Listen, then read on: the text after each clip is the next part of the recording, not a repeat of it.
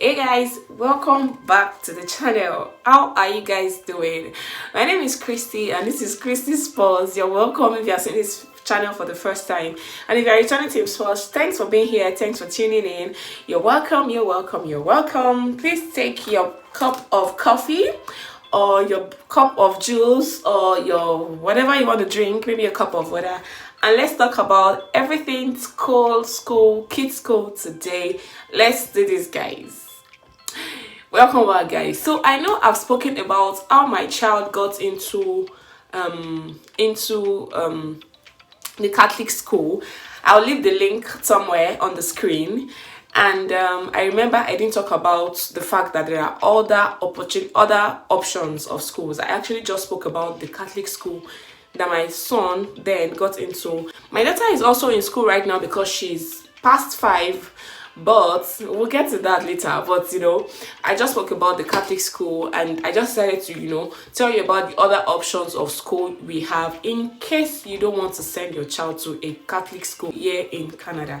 So we actually have 3 types of school here in Canada, and I'll be talking from my Saskatchewan experience perspective. I understand that this is different for different provinces, and I'll talk about, I think I saw something about Calgary. I'll talk about that a bit, but this is from my Saskatchewan experience basically. So this may not apply to every province, and the reason I'm saying that is because I'll start from the Catholic school. So there are three types of schools you could get into basically, and you could get into the Catholic school, you could get into the public school, and there's also the private school. So the public and the Catholic schools are free, majorly free. You don't have to, the only thing you have to do is maybe buy your child's books. There are no uniforms, and what again, for both public and Catholic schools. But the private school is actually for people that actually want like specialized education for their children. Maybe you think I don't know, like I don't know so much about private school, but I know it is not free, and I know it's for people that actually want specialized education for their children.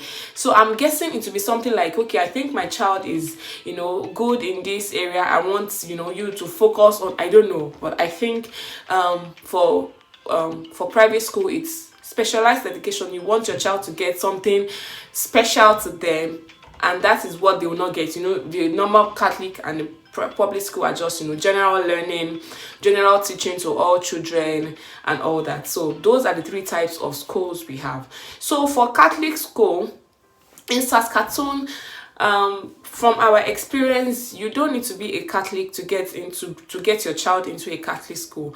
Like the parents, the child, none of you have to be a Catholic. You don't have to practice.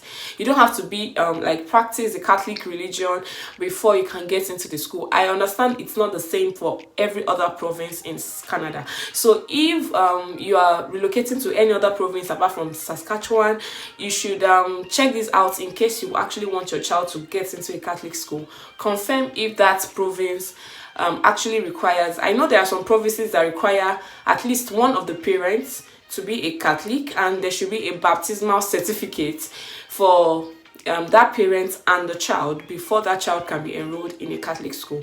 But in Saskatchewan, we don't have that.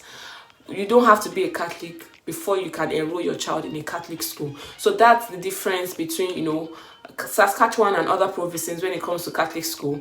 There might be other provinces that also you might not need, but I'm sure for Saskatchewan, and I think for Calgary, you need your child needs to there has to be a baptismal certificate before you can get into the Catholic school. For your child to be able to get into a school, they need to be at least 5 years old, and for Saskatchewan, your child must be 5 by January 31st.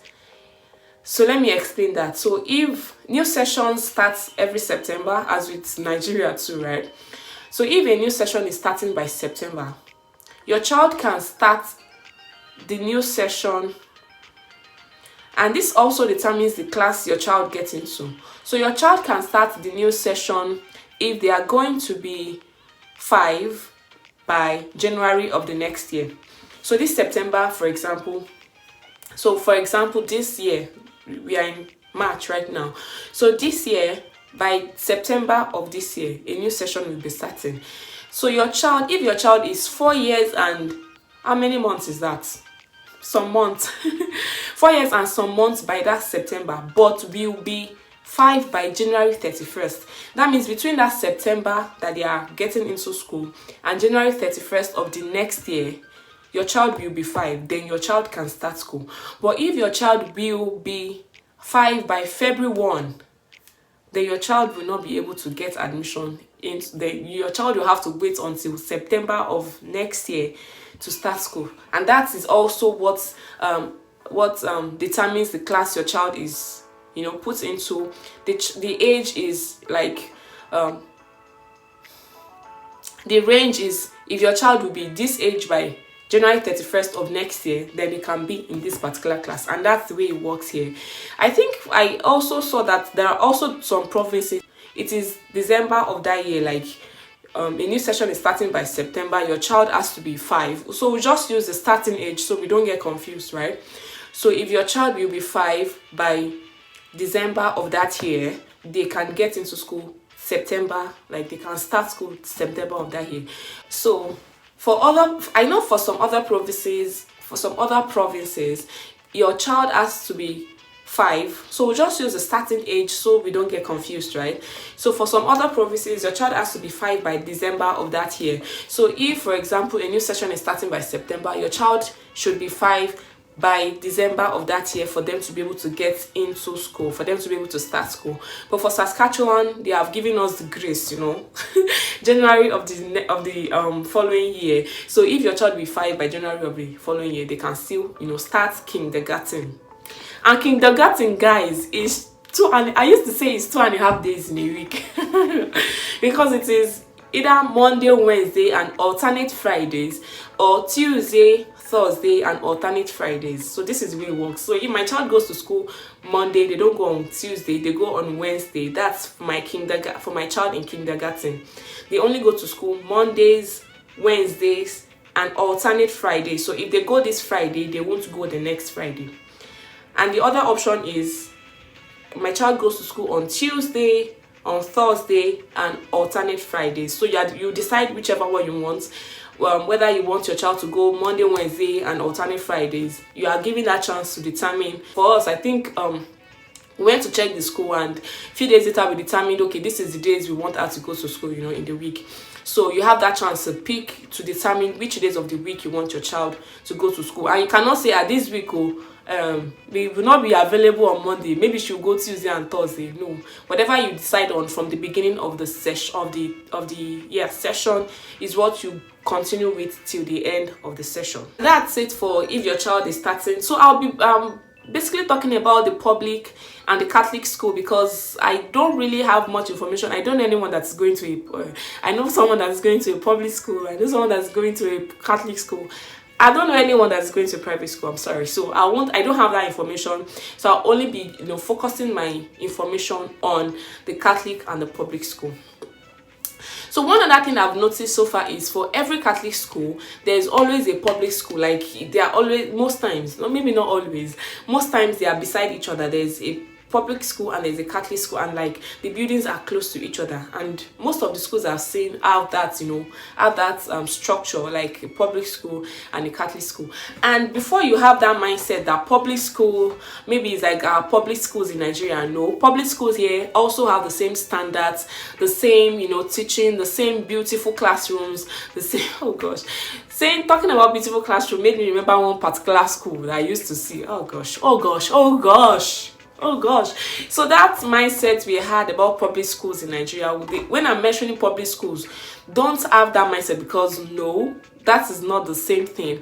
Public schools here are also as beautiful as the Catholic schools, because there's it's regulated, there's structure, there are beautiful places, beautiful classrooms, sensible teachers. And all those structures are in place and all that. So when I say public school, don't have the mindset that it doesn't affect the kind of education your child gets. The only difference the major difference, the main difference between a Catholic school and a public school is just the fact that in Catholic schools, your child is taught, religion. And I remember that one of the forms we had to fill when I was registering my children was I had to fill the form that asked us if we would like our children to be taught the Catholic religion. I don't know if we have said no, if they will say we cannot accept you, but we said it's okay, you can teach them. And yeah, that's the major difference. In the Catholic schools, they pray, sometimes they go for mass. Yeah, sometimes my child is come back and say we went for mass today. They do all those religious activities. And in public schools, there's zero of that. Nothing like religion, no religion, zero, zero, zero, zero religion. So I know that some people that don't want their children to be taught the Catholic religion everybody have their personal reasons, and we all want to raise our children the best way like we think it is. So for some people that do not want their children to be taught the Catholic, because that's the only difference, basically that's like the only difference.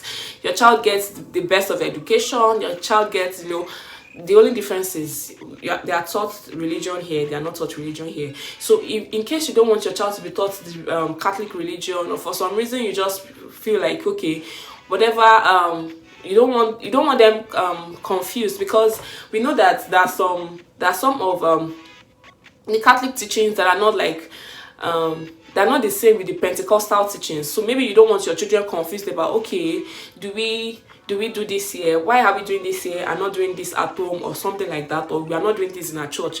Maybe you don't want your child confused or something about those kind of things. Then you might decide, okay, public school is it for us. But apart from the religion, there's no other thing. Education is good, perfect, both in the Catholic school and also the public school. And for me, I think that was one of the things that formed my decision.